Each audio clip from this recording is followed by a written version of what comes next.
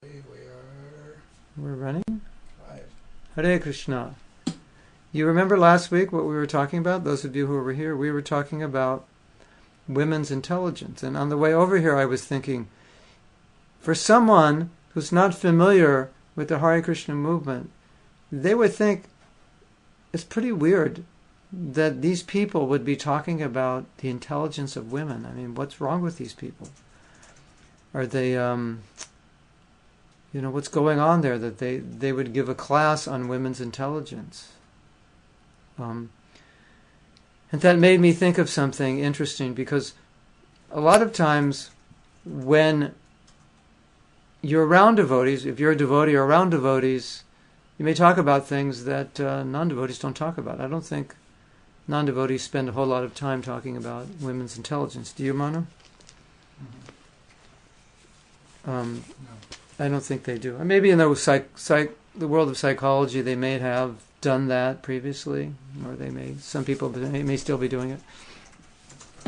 And I was with my sister once, and I was with some other devotees, and I guess we were taking prasadam or something, and we were saying things like, well, if you eat this bitter vegetable, it's good for digestion, or if you eat this first, this helps digestion, or these spices help digestion in the vegetables. So she was around us for a number of days, and there were a lot of these conversations, and she said, you guys talk a lot about digestion. And I thought, maybe we're like a little bit too absorbed in our stomachs. And it was just funny, because devotees won't think we talk a lot about digestion. I don't think, Mani, did non-devotees talk about digestion? They don't talk about digestion. They have indigestion. Only when they have indigestion they talk about digestion. So devotees, we talk about things which are a little strange for non-devotees who don't understand. Why are you guys always talking about digestion? You eat too much or something? And are you guys hung up with women? Are you sexually oppressed? Or why are you always talking about women? And women's intelligence? What a topic. So those are my thoughts on the way out here. And I thought it is worth considering, well, why would we even talk about it? And we're reading an article by Bhaktivedanta Swami. In the article, the reason that he's bringing it up is to show how women are more well suited for certain activities than men, and what those activities are. So, in the last class, he was saying that the left and right brain in women work simultaneously, and the left and right brain in men work discretely. Either the right brain is working and the left brain is not, or the left brain is working fully active, the emotional side is working, the intellectual, analytical side is not, or vice versa. Whereas in women they work together. And he said, therefore, in order to deal with family affairs, particularly raising children, it's necessary that the left and right brain be working together. And that's why a lot of times men find it difficult in certain situations to deal with women, and they'll just give the kids over to the wife and say, I can't deal with this, and the wife can better deal with it. Not always, but often. I don't know, any of you married men, if you have experienced that, or married women have experienced that. So we're going to continue reading. And I want to welcome all of you who are here. Carol, can see him here. Bhakti and Carol is here, and Yeah. Bhakti Patrick, I haven't seen you in a while. Kailas. Yeah, I don't Cool. know if they're actually online and in the chat room right now. Oh yeah, we don't know if you're online and in the chat room. If you look on the site, it says Manu and Bhakti and Carol are logged in. The others haven't been active for a while. So we don't know who's logged in. If you want to log in, if you're watching the show, go Click on the Chat. button. chat button underneath where you see me.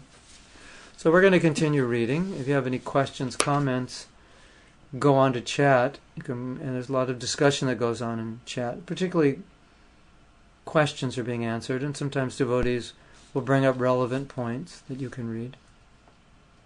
So, as you may notice, we're in another room tonight because the bats have flown into Alachua from I don't know where and decided to take shelter in the warehouse at Krishna.com, and particularly in the studio where we film. I've never even seen a bat in Alachua, so I'm not sure what's going on. If these are devotee bats and they're taking shelter of Krishna, it's hard to say, but that's why we're here, which is why the wall behind me is white and green instead of black. Okay, so I'm going to continue reading. The last point that Maharaj made was what I just said, that women's intelligence, the left and right side of women's brains work simultaneously. So therefore he says, so women must be, and then he said, and he concluded, or made the, not concluded, but made the point that enables them to better take care of children, because that's the kind of brain that's required, or how should I say it? That's the way the brain, if your brain works, your intelligence, your creative side and your analytical side work simultaneously, that's advantageous for taking care of children. So then he goes on to say, so women must be trained properly to become good mothers. In other words, because of the way their brains work, they can be good mothers, so they should be trained to be good mothers. Or it seems like a contradiction. Well, if they're naturally good mothers, why would they have to be trained? I think partially what he means is encouraged, that this is an important service or important occupation for them, and it should be encouraged. Because he says, or if they don't want to become mothers, they should be trained to be motherly. Whether they're married or not, whether they have children or not, because that's their nature, and you can see that. Women tend to be motherly even if they don't have children. And I had an experience today, and I often have this experience. I was in the post office, waiting in line. There was a young woman in front of me, probably 25 or so. And then another woman came in with her grandson, who was probably 3, or 2 maybe. And as soon as the grandson came in, he was just smiling and bubbling over. And the lady in front of me was totally taken by how cute this young boy was. And as soon as he came in, she was just, oh, and she was mesmerized by him, and he was just laughing, and big wide eyes and big smiles, and she couldn't take her eyes off him. So that's natural for a woman. And there was another guy there, he was filling out some paperwork. He didn't even notice that boy, or he looked up and saw him for a second. It didn't hit him the same way. And the girl was just I would say mesmerized by this boy. A very cute boy. But that's natural.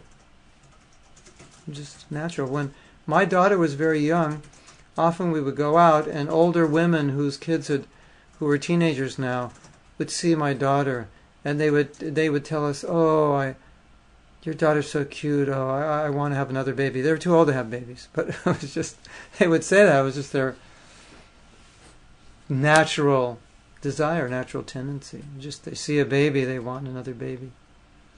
I can't say all women are like that, but many women did say that, just by seeing the baby, that it invoked that motherly nature. And that, they want to touch it, they want to hug it, and so forth. They want to have another one. Woman as mother is respectable. But then there is the other side, the tigress, when woman is not properly trained and is more interested in her senses than her duties to act motherly. So we discussed that in past shows, in the article that we had previously read, about this tendency, that you have these two tendencies, which is the motherly tendency, and the other side, the tendency to be very self-absorbed, or to be, as this other devotee said, to be overly sexual, and to be overly concerned about oneself and how one appears to the opposite sex. So she should be properly trained if she's not properly trained, she'll become more interested in her senses than her duties to act motherly. Then she will use her intelligence and analytical abilities to increase her sense gratification, because the emotion is strong, and she will use her abilities how to attain that. So, if the woman is trained properly, the aspect of mother becomes prominent, and she is glorious. So, as part of the problem in doing this is in our society, the role of mother is sometimes minimized, even belittled. It may not be encouraged. It may be even looked at as something lesser, that women need to compete with men, they need to be on an equal footing with men, and focusing on motherhood would be a lesser activity, or perhaps even they might feel defeated, that they're not going to give up to get their rights to be equal with men, and therefore look down upon motherhood. Because men never stay home with the kids. It's always the women. So, if the woman is trained properly, the aspect of mother becomes prominent, and she is glorious. So this is what he's saying. At least in Vedic culture, this was the real glory of the woman, the mother. And we have the phenomena of unwed mothers who are forced to work all day, they're away from their kids come home, mother's not there. So it creates all kinds of problems. Or you have mothers who stay home, but they're not really into being mothers. They didn't intend to be mothers. Somehow or other, they had the child, they didn't abort the child, they're taking responsibility, but they're not really into being mothers. And so the child doesn't feel affection, the child is neglected. Or you have women who were never trained to be mothers, who don't know how to be mothers. Or you have women who are more concerned about their own happiness and their own well-being than the well-being of their children. So all these scenarios create problems. And that's why what Maharaj is saying, being a glorious mother, being a dedicated mother, is such an important service to the children, but also to society, because it's the children, the citizens, that make up society. And you have this explanation or this discussion in Bhagavad Gita. If Arjuna is saying, if I kill the fathers, the mothers will be left alone, they won't be protected, they may become exploited or degraded by other men who will take advantage of them. That would disrupt the family. Then they would give birth to unwanted children. These children would become degraded or would be born already on a lower level of consciousness, would perhaps be neglected, not properly cared for. That would create a tremendous problem within society. So, let's continue reading.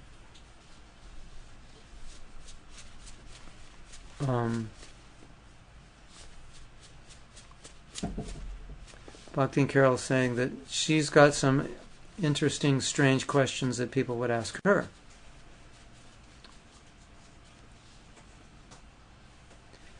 So when you become a devotee, people will ask you strange questions, and you will ask other devotees strange questions. Because we live a little bit in our own culture, in our own world, which is quite different in many ways from the lives of ordinary people, which is good that we're different. Sometimes we may be a little different in a way that people can't relate, so at least we need to be aware of that. Okay. Let's continue reading. The Vedic concept is that the husband is called Guru Pati. Pati means husband, or Pati actually means protector. So Guru Pati means the husband guru. Husband is sometimes called. That's my effulgence I just kicked in case you noticed a change there in the light.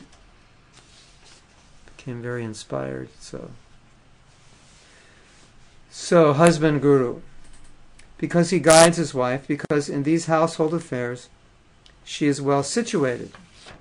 But when it comes to fine philosophical realization, theory is not a problem for women because memory and knowledge is well developed. They might have just as much memory and knowledge as any man, and their power of discrimination within the material sphere is very well developed. But in the spiritual sphere, generally, that subtle philosophical intelligence is weaker in women than it is in men. So, the husband who is well trained would act as the guru for the wife, with the understanding that his intelligence is developed or works well or better in understanding the subtle nuances of philosophy. So he would help his wife in that way. Since the ultimate goal in Vedic culture is spiritual perfection, the perfect situation for the woman is to be under guidance of an appropriate man, so she can become strong and not be bewildered by the pushings of the emotions. So generally, we see women are a little more emotional than men. Of course, some women will say, well, some men are not emotional enough, which is true. They don't express their emotions at all. And some women are a little too emotional. They don't have as much control over their emotions, and sometimes reasoning will be difficult for them to hear because they may be a little too overly too emotional, or sometimes overly emotional. And that doesn't mean that men can't be. We're speaking generally here. If we're not speaking generally, obviously this does not apply to every single person. So we must speak generally. If we were not speaking generally, I would be kicked off. You'd never want to hear from me again. And I'm always careful in my presentation and my understanding to let everyone know these are general principles. There are exceptions. Men can be like women. Women can be like men.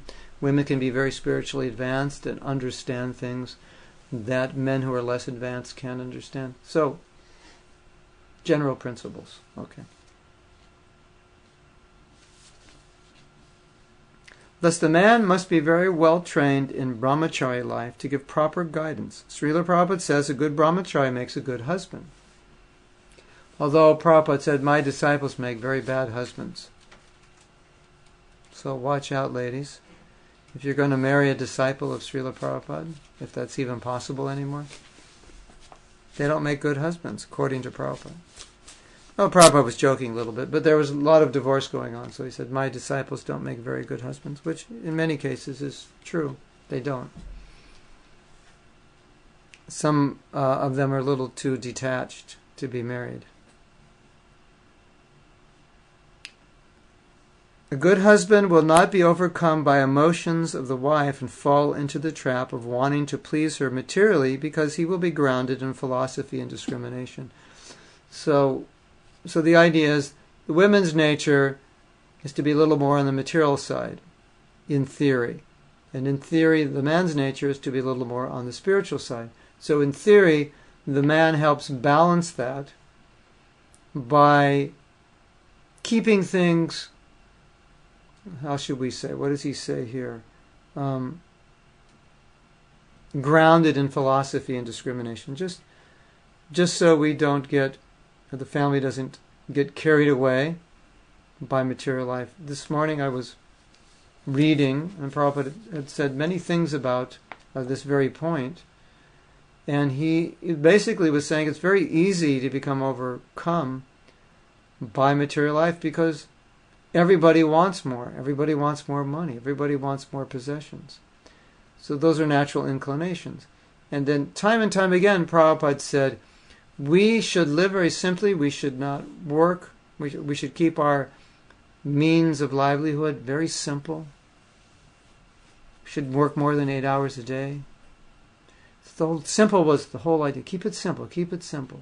Don't work too hard for material things. Keep it simple. So, woman's nature is that she likes material things. And as we said last week, when Prabhupada was walking through a neighborhood, he saw all these huge homes, 3,000 or 4,000 square feet. And he was saying, if these men were not married, these homes wouldn't be here, because men alone they wouldn't care to live in such nice homes. They could live very simply and very small. He actually said they could live in a little cottage.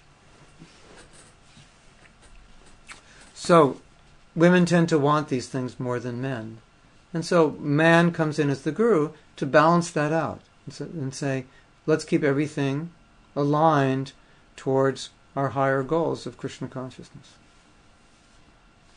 Thus, in the Grihastha ashram, the mother instills in children the respect for authority, because she is following her husband. Now, this is a very good point. However you live in your home becomes an example for your children.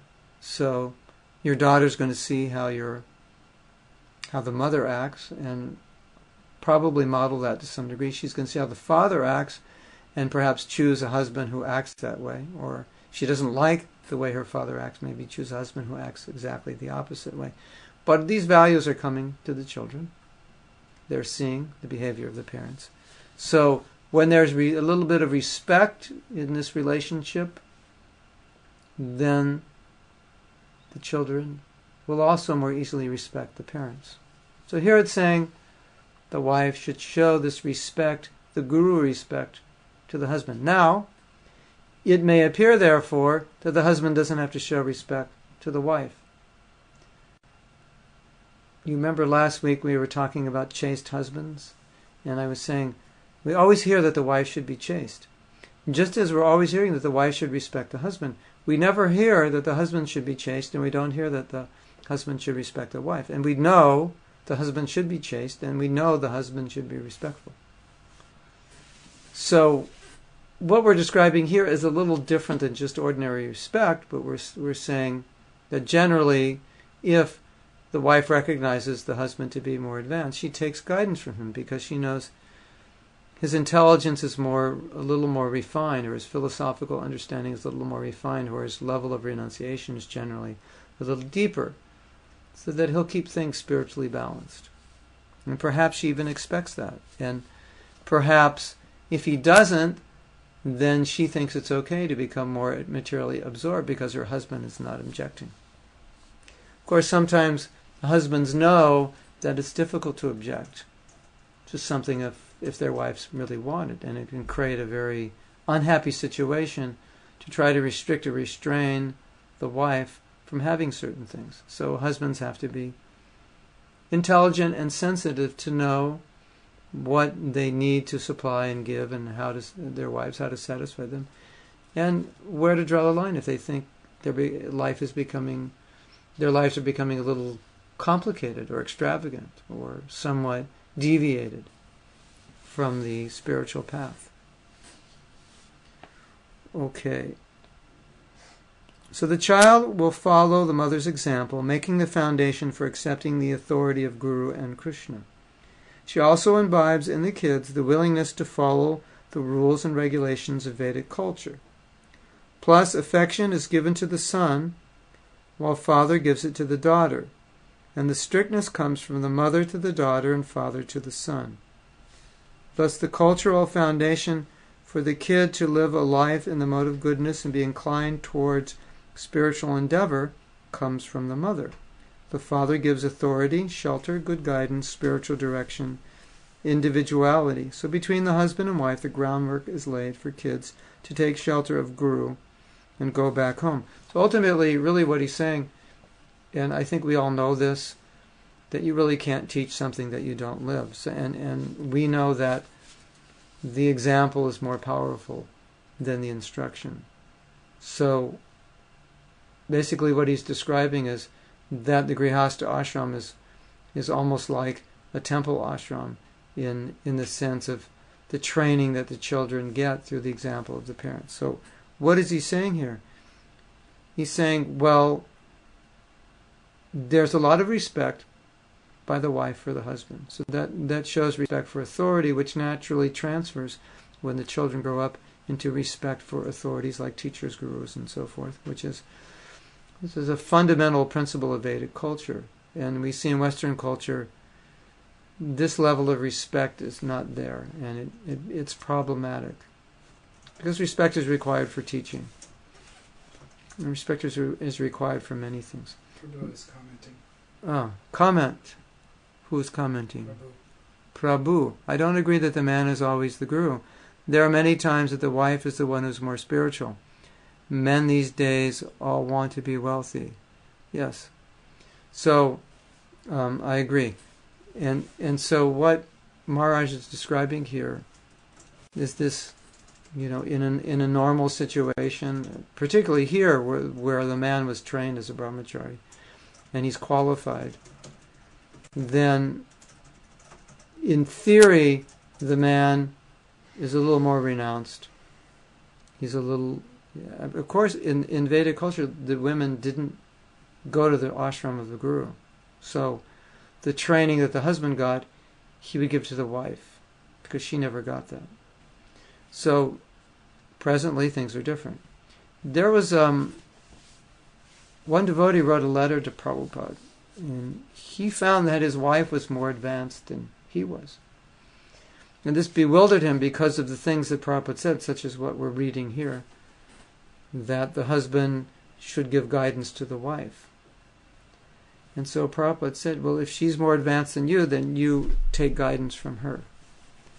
So, if we look at it that way, then we can see it as a principle, that we should always take guidance from those who can guide us, those who are more advanced than us.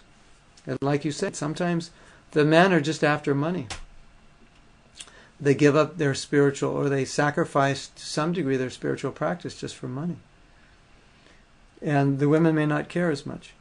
So in that situation, then we can take Prabhupada's instruction and say, therefore the woman should put her foot down so that the man becomes more Krishna conscious. She can take that superior role. Of course, he would have to respect that. And I've seen men who have often told me that their wives are more Krishna conscious than they are, so they know that. And even if you think you are more Krishna conscious, obviously you are not more Krishna conscious in every aspect.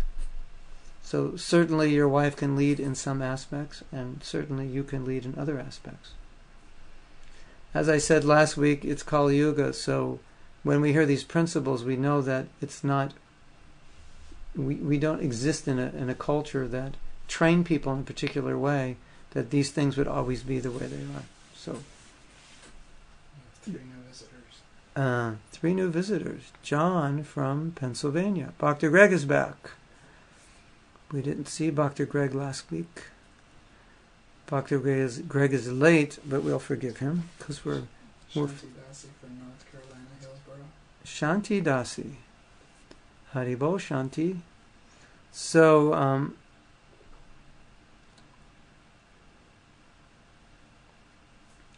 Bhakti and Carol saying in the 60s and 70s, many grew up in families and learned authority, yet did not honor authority of government and others. Well,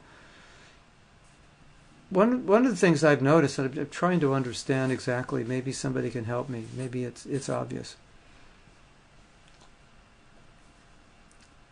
You find in India there's so much respect for the parents and so much respect for the elders, including the elder siblings. And you just don't see the degree of respect in America that you find in India. And it seems to be just inherent in that culture. And I see this everywhere. And I don't see a rebellious nature. And even what you see is when devotees join ISKCON in India, if it upsets their parents, it's very, very hard for them. Whereas in the West, if it upsets their parents, it's not nearly as hard, if even hard at all. So there's this bonding and respect. Now, perhaps things are changing so fast in India that this doesn't exist, or I can't say it doesn't exist, but perhaps this level of respect is diminishing now. But respect is something you find in Vedic culture amongst any relationship, whether there's a junior or an inferior and a superior, or a junior and a senior, such as a teacher. So when we show this respect that we do to Guru, that same respect in Vedic culture was shown to all superiors, teachers, parents, grandparents, so forth. So thank you, Prabhu, for bringing that out. These things are a little difficult to discuss because we're generalizing them, just for the sake of a philosophical understanding. And then there are always so many nuances to that generalization, or maybe even contradictions, not only nuances. So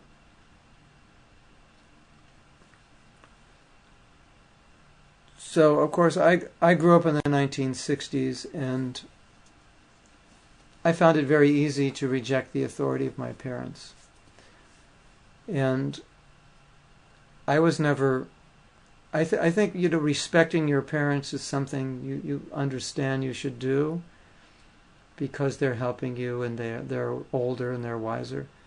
But at the same time, when we were older and we rejected the values of our parents, we just thought that their lifestyle it didn't really make sense to us, so we shouldn't listen to them. And that just shows that ingrained within that culture there was not much respect for authority, or those authorities would really have to earn the respect. Otherwise we wouldn't give it to them, and they would have to earn it on our grounds. So, at the same time, Shastra teaches, even Prabhupada taught us, that obviously you should not respect someone who's not worthy of respect just because of their position. So it's just because they're your parents, they may be misguiding you, so you don't want to follow something if they're misguiding you. But in some way you still want to respect them as your parents. So there's a difference there. Anyway. Shanti, they're answering something on your point. Shanti, where's Shanti? Okay. The point is that some parents are actually only older physically and their children are wiser and are more evolved. Yeah, that's true. So it creates a complex situation, especially if the parents don't realize that, or the parents are from a generation whose values are much different. And naturally parents want to instill their values in their children, and it's difficult when their children are different, especially when their children are devotees. Wow. Sunil is from Holland. Okay, Sunil, you are 5 hours later, right? I was in Holland in January on the way back from India. Virgil is also with us. Who? Virgil, okay. Yeah, let's have some more discussion here. This is... Adi just joined us.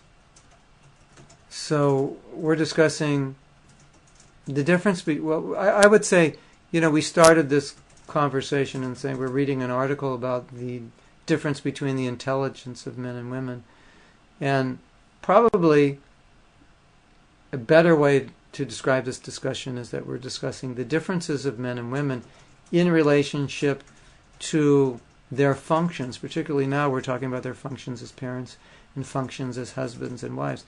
And one of the things is that a man may expect his wife to behave in a particular way, and a wife may expect her husband to behave or act,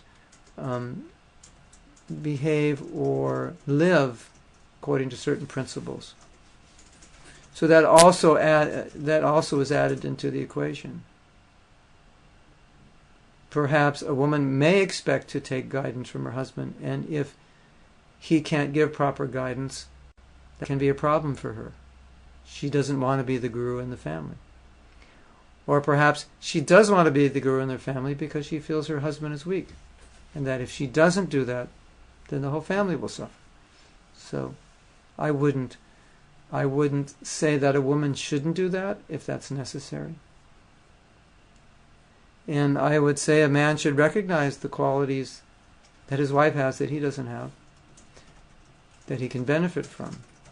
And obviously it's arrogance to think I'm always right, I always know better.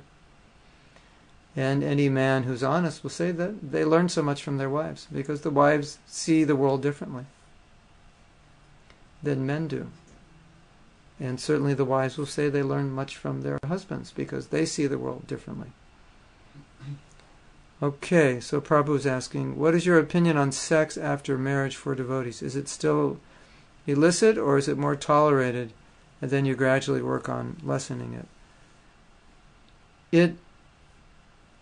It depends on whether you've taken initiation or not. Because what you say, you tolerate, you gradually work on it.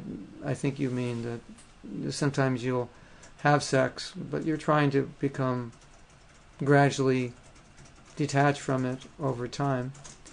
And is that considered illicit or licit? Well, generally, of course, if you're not married, you're going to decide what your standard is, what you want to follow. Yeah. And we've discussed this before on other shows, but let's discuss it a little more.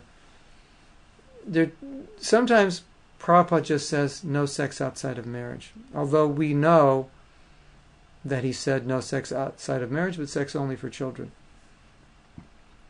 And then after chanting 50 rounds, which is like 7 hours of japa.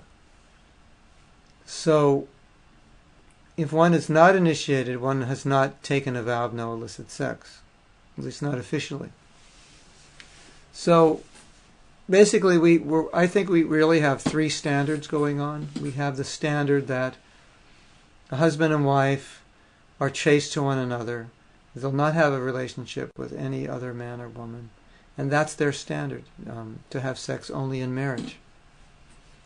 And then you have the next standard, where a husband and wife have this standard to have sex only in marriage, but their goal is to come to the point of only having sex to have children, but they're not there yet. But that's where they want to be. And then you have the other standard where a husband and wife will only engage in sex for procreation. So where they're the lesser of, the first standard is better, obviously, than having relationships with unmarried women or women who are married other than your wife. So that at least is the fundamental level which we all must follow. But better than that, of course, is to be striving to come to the platform of no illicit sex, to minimize sexual connection, based on the understanding that that's the binding force of material life, and that gradually we need to become free from that. And then if one is more advanced, one can take initiation and make the vows to become free from that, and as far as possible, not engage in sex other than for procreation. Is that possible for everyone in all times and all circumstances? No. Sometimes people think it is possible, and they may even do it successfully for many years, and that they may slip up once in a while, or slip up quite often. And it's something they have to deal with and process and go forward with. Prabhupada is continuing to ask the question. So if they are initiated, is the lesser standard still acceptable? That's up to their guru. They may want to present that to their guru. But if you're going to take initiation thinking the lesser standard is acceptable, that's not proper. Then you should not take initiation. Or you should at least discuss this with your guru, that I don't think I can follow that principle perfectly. I'm on the second standard. And the guru might say, well, wait till you're on the first standard and then take initiation. Or the guru might say, well, do your best, I'll give you initiation. I'll give you first initiation. And when you can follow the standard, I'll give you second initiation. Although generally that's not the way Prabhupada explained it. He just, we took the vow, no illicit sex. And we understood that meant if we weren't having children, if we weren't trying to have children, there wouldn't be any sex. Is that easy? No. Is it possible? Yes. Is it possible for everyone? No. Not yet. Not till everyone is older. Some people can do it now. It requires a tremendous amount of focus. Practicing celibacy. You can't let your guard down if you want to practice celibacy. If you want to be strict in this area, you have to live your life. You have to live what I would call a celibate lifestyle, you have to be protected all around you, in all aspects of your life, if you want to maintain perfect celibacy. If you just watch television, practically speaking, I don't know how anybody could be celibate who watches television for a couple hours a day. It's just there's too much subtle or gross sexual energy coming off that, or watching movies. And if you want to be celibate, you really have to protect yourself. You have to control your eating, you have to control your sleeping, you have to control so many things, because there's so many things that arouse that desire. And even if you're very careful in doing that, still it's difficult. So it's a big step to take, taking initiation.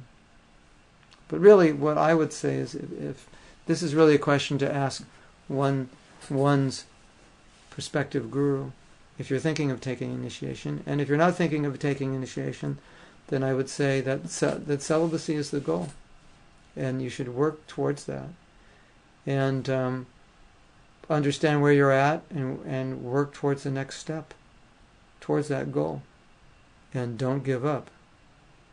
And it's probably going to be one of the greatest challenges in your life. Okay, where are we going? Jane Carroll has got an important question. She's kind of phrased it twice now. Okay, Bhakti Carroll, we're going to read your question. My question was divided. I'll try to put it in one place here. What is woman's responsibility when the husband is involved in intoxication? When he sells property, loses money, and what should she do to protect him physically? Protect him physically, or protect herself? I'm not clear. As far as trying to lead in any way when the man might not want to follow her suggestions. So you're saying When the husband is sort of incapacitated. incapacitated means? I guess he's not providing leadership in the family, and she's wondering what to do. Oh. He's taking shelter of intoxication. So Carol's asking, all right, your husband is not taking the leading role. He's becoming degraded. But it sounds like you're saying he doesn't want to follow you. What should a woman do? There are a lot of things to consider. If you're being emotionally or physically abused, then you should get out of there. Or that woman, I don't think you're talking about yourself. That woman should get out of there.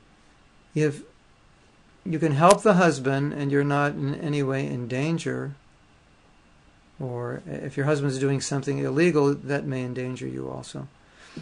As long as you're not in danger in any way, your children are not in danger, then if your husband were able to take instruction from you, then you should do what you need to do, whatever you can do to help him. Now, it seems like you're saying what to do if he doesn't want to listen to you. Well, there would be two answers. I would give two answers. If you're not in any way in danger, and you think there's some way you can help him just by being with him as a devotee, and you feel that he will come to his senses because of that, then you should stay. If you don't think that's going to happen, and you look down the road and you think this is going nowhere, then you have every right to at least separate yourself from that man and see what happens. Sometimes when a woman separates herself from her husband, it helps him,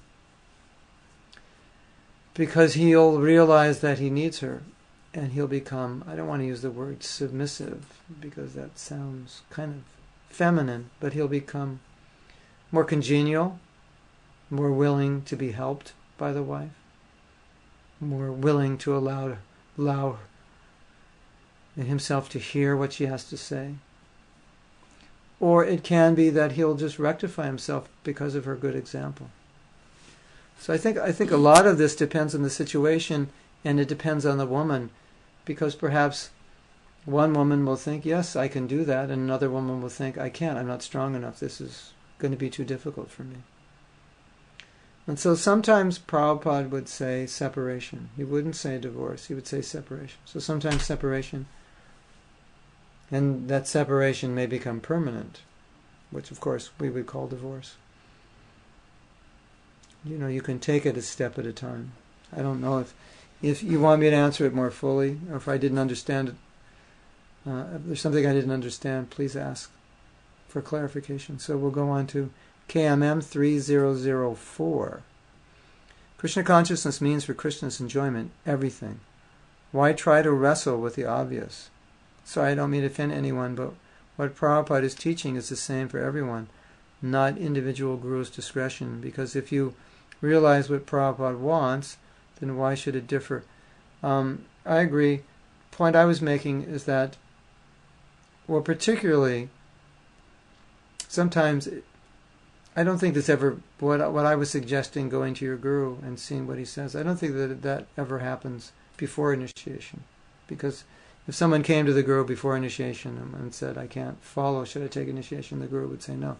But it happens after initiation. Perhaps the devotee's been 10, 15, 20 years in the movement and they're just not able to follow all the principles perfectly. They might go to the guru, and the guru might say, all right, we'll just keep it in marriage and reduce it to once a month and gradually try to give it up. So within a period of time, shoot for that goal. And that might be more practical or better, more practical advice than just saying, oh, just cut it off because they can't. And I would also say that Prabhupada did know that many devotees were falling down. So he didn't really get into it. Of course, as you say, he just gave the principle. No illicit sex. This is what you should do. And encourage devotees to be more Krishna conscious. But in what we see in the real world, in the real life of many devotees, that they're not able to do that. So then what happens is they become extremely guilty. And in that guilt, it even makes it more difficult for them to follow, as opposed to setting some standard, which is a lesser standard, and then working to the higher standard. So it sounds like a compromise, but really if you look at it in terms of, well, this may be a better strategy to get to, as you're saying, where we should be, where Prabhupada said.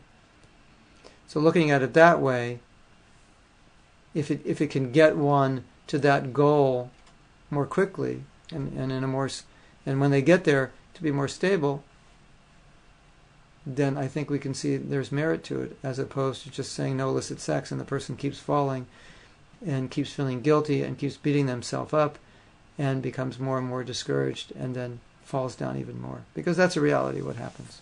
So that I hope that clarifies it to some degree. Yeah, like Shanti's saying that some don't want to follow those principles. I think KMM is saying, well, if you've taken initiation, particularly, you have to. And then if you haven't, of course, you have to decide what you're capable of following. I mean, I would say anyone who's a devotee wants to follow those principles. It's just a question of when they're able to and how they'll be able to. And some will think I'm not ready, and some may be more ready than they think. They just don't have a strategy. So I would say the more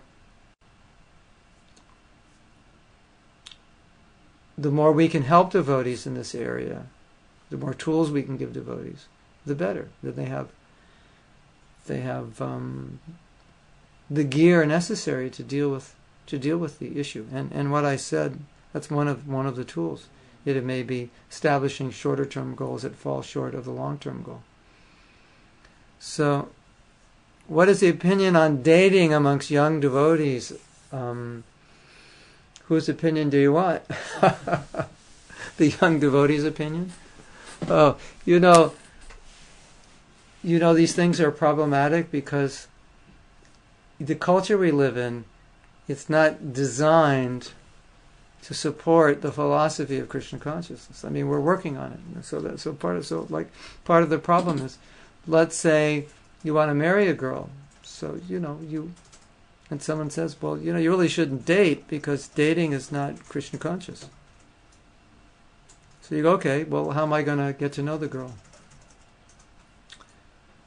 So that's a problem. So then you have to have some modified Krishna conscious dating, and it may come to the point where you marry a girl that you didn't really know that well. So that would be the argument for dating, right? And the other argument would be, well, if you involve more people in helping you make a decision on marriage and get more advice and people who know you and know the girl, maybe you wouldn't have to. Because maybe these people would actually figure out a match that was really good for both of you, like your parents and relatives and other devotees and astrologers and so forth.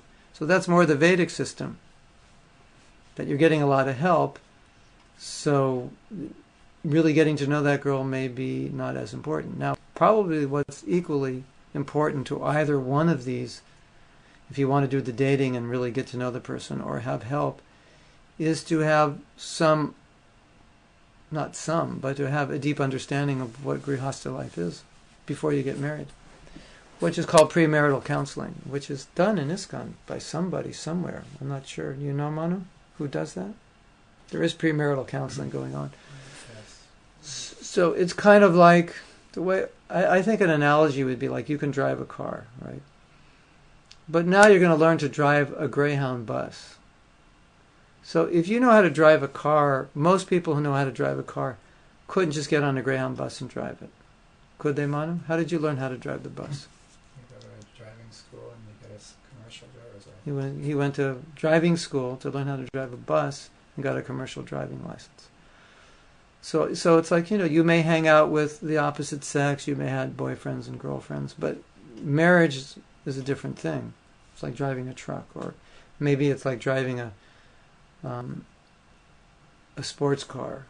It's a totally different thing. So you're going to have to learn a lot more about the opposite sex and a lot more about what commitment means and what relationship means and communication means and the whole sphere of grihastha life. So I think it's good to look at it as a package. Is it dating or not dating? What's the Krishna conscious view? But really we want to look at, well, what's the best thing to create stable marriages? And based on the culture we're raised in, it might be different for different people. I mean, it's arranged marriages are awkward for Westerners, but it still could work. And dating is obviously awkward for a brahmachari who's living in a temple. He can't. All the men are going out on Sankirtan, and he's going out on a date. That doesn't really work. Where you go? I'm going to the movies with Bhakti and Betty. So that's a little awkward also. Whereas if you're both living outside the temple and spending time together, so it depends on your status and your position. It may also depend on the guidance you get from your spiritual master and what standards he has for you or expects of you. So was that, did I totally evade the question you asked by not answering it?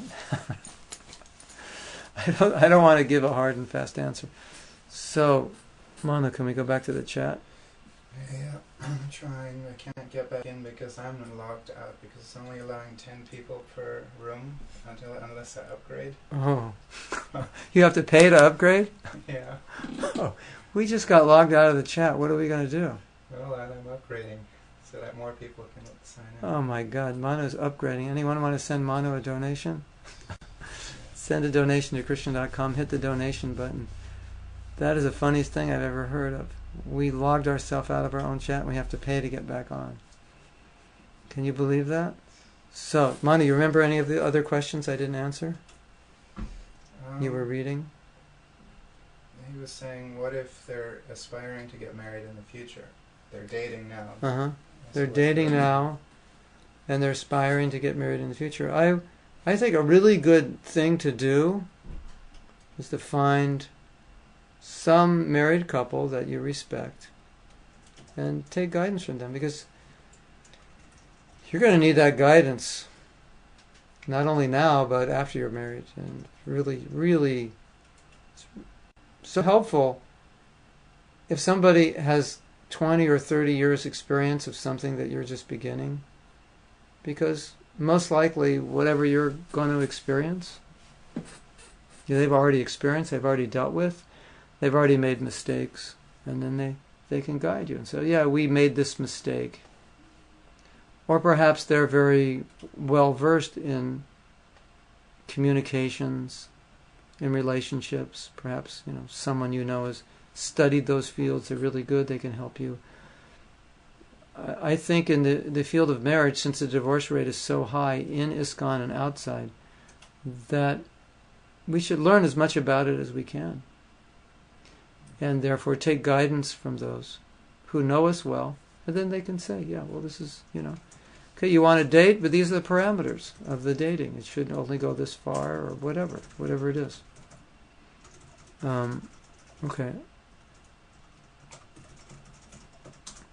So KMM is saying a lot of these things are individual choices. Yeah, because we're speaking general here. We don't know the particular details, and but other people are objective in areas we may not be objective. So a lot of times we have this experience that a man and woman want to get married, and a lot of the devotees don't feel it's a good match.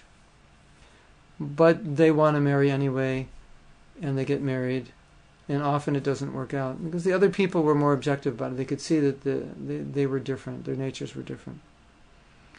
And another trap that we often fall into is, I'm a devotee,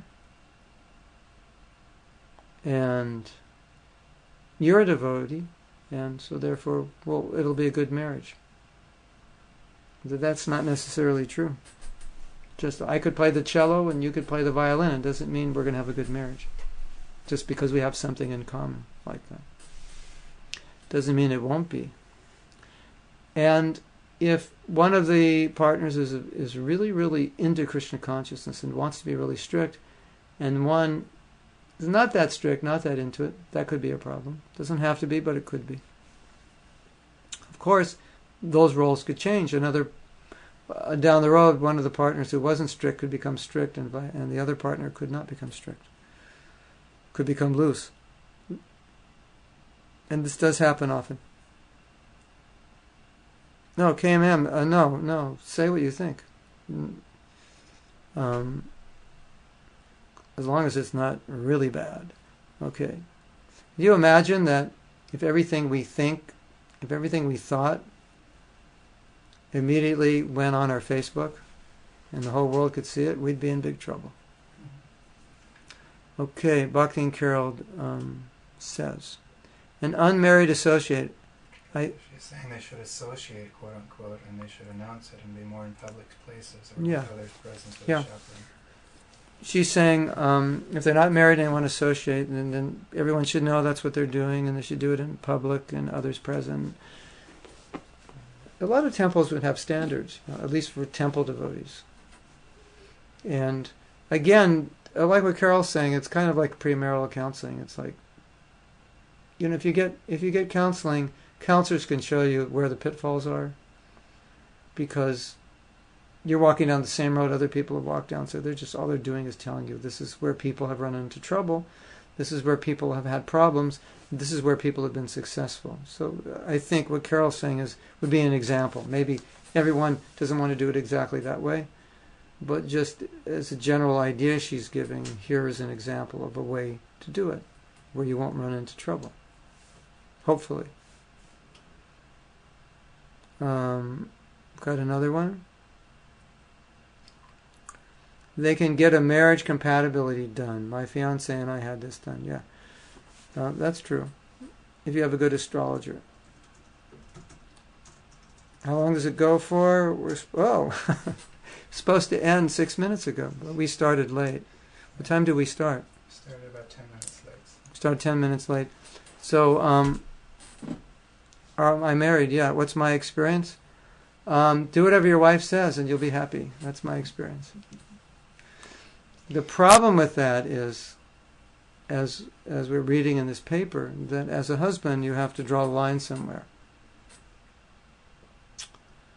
But although that really wasn't a joke. it's unfortunately. You want to make your wife happy, and of course, my wife will say, I don't do whatever she says, and she's happy that I don't. But from my point of view, I am sensitive not to ruffle any feathers, and to be sensitive to the things that are important for her. My experience in marriage is it's very easy to mess it up. It's very easy to do the wrong thing. And the male ego tends to be easily ruffled, especially by women. And if a man is doing something that his wife, doing something wrong and his wife points it out, for some men, it just ruffles their ego. They don't want to hear it. Or sometimes that may be true for women. So, but we have to be real, we have to be open, we have to be sensitive. I think a lot of the problems in the early days of the Hare Krishna movement was the men just wanted their wives to be a little bit like slaves and do whatever they said. And they felt they were always right and the wives were always wrong. And somehow they got that impression from reading Prabhupada's books. But really, if we look at the history of ISKCON, they got that impression from 22-year and 23-year-old sannyasis who became very anti-women in their younger years. It was just a tactic that they needed to use to protect their sannyas. So in their immaturity, they felt if we just badmouth women, we wouldn't like women, therefore we won't be attracted to them. And so that was, that filtered into the Grihastha ashram, and so women were put down a lot. But it was just a defense mechanism for immature men to remain celibate. If you put them down enough, you won't be attracted. That was the idea. And even those who preach that way have admitted to that's the ramifications of that were that women were belittled, denigrated, and given inferior roles in our movement in many cases. So, what's my experience with marriage? My experience with marriage is, I think, a general principle, not just with marriage, but with anything, that you want to be good at, you really have to put a lot of energy into it. It doesn't happen, just doesn't happen on its own. In any marriage that is good, you might think, well, they're just compatible. Oh, that may be true, but still, that's not enough just to be compatible. Energy has to be put into it. And so there has to be a lot of sensitivity on the side of both partners to the feelings and desires of the other person. And one of the things that we discussed that was really, really powerful, we had this sexual purity seminar. When was it? Not last weekend, the weekend before. And one of the senior devotees there brought up this point that when the husband and wife have a very good relationship, when they really like being together and like one another, or they work on creating that, when they see that's important, because you might think, well, my wife and I, we don't get along so well, and that's that. But they really work on it to make it a really good relationship. He was making the point that helps the husband and wife be chaste to one another. It helps control them subtly and grossly sexually, because the relationship's good. And if the relationship isn't good, if there's tension, if there's disharmony, disunity, then it may cause one or both of them to be a little more susceptible to sexual attraction, because they may see another person of the opposite sex and think, that person looks nicer. My wife was so mean to me these last few months. That girl that I was talking to today, she seems so sweet and so nice and so gentle. That's the kind of wife I want. So then you're in trouble at that point. So that's why it's important to work on having a close relationship, a good relationship. And another realization, and this is so interesting to talk about this, and we talked about this last week a little bit, but I've been thinking about it last week. This idea in Krishna, of course we have the idea in Krishna consciousness of detachment, and detachment often Prabhupada explains primarily detachment from sex or sexual attraction. And then if one is married, that means detachment from the wife and the family. At the same time, if we go back to what I just said, how can one achieve that position of chastity if one is detached? Unless one is very advanced. So until one is very advanced, the protection in Grihastha life is the attachment. It's the actual thing we're supposed to become detached from, according to Bhagavatam. It's the thing that at a certain stage protects us. Because we have a good family, we are not looking elsewhere, not looking outside that family for finding any happiness. So what I just said sounds contradictory to what the Bhagavatam says, because the Bhagavatam's talking about detachment, and I'm saying, well, you should be attached to your husband or your wife. Generally, the Bhagavatam just says the wife should be attached to the husband, and the husband should be detached. But if the husband is not mature and he becomes attached, he'll just become attached to another woman. Okay, is there another point here? We've got several people who have joined us. Yash 108 from London. Ram Vijay, who used to be in Albany, New York. You probably know him. Yeah, Ram Vijay, Haribo. He's now in Austin. Oh, you're in Austin. I used to live in Austin. Okay, I think we're just going to go a little longer. If you don't want to hang around, that's fine. Now people are joining an hour late. Because they got their times mixed up due to daylight savings. Mm-hmm. Times mixed up due to daylight savings.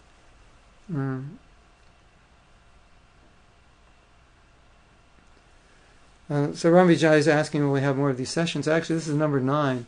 So I think they're all on Krishna.com in video form. This is number 9. So we've been, we're going to keep talking about it as long as there's more to talk about it. Same subject. Yeah, there's 9 on the same subject. So I'm going to go back to a point. KMM is saying, it sounds very awful about this bad-mouthing woman thing. Yeah, well, it's very interesting to look at how it happened. Because if you study the Bhagavatam, you'll see that it really leads towards renunciation. That's really where the Bhagavatam is taking us, and it's very clear. Because you have in the Bhagavatam this picture of a person dying, and the family is surrounding them, and they're very, very attached to the wife, to the relatives, to the children. So it said because of that attachment, it's very difficult for them to leave the body, and then they die thinking of the family, and they come back. I think Prabhupada even said there was a tree in front of a house, and he was walking by the house. It was something I don't know the exact context of the conversation, but Prabhupada said that tree was the former landlord of that house. He was attached to that house, so he took birth there as a tree.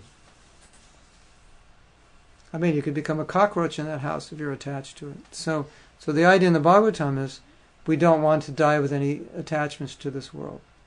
So then the Bhagavatam says, well, the strongest attachment is not you're going to be in your deathbed and you go, oh, my 2001 Honda CR-V, I don't know if I could leave that. I'm so attached to that. No. My Gibson Les Paul custom American-made guitar, I don't know if I can leave this world because of that guitar. Right? My 56-inch screen, 56-inch flat screen TV, and tonight such and such shows, I don't know if I can leave them. It's not going to be that way.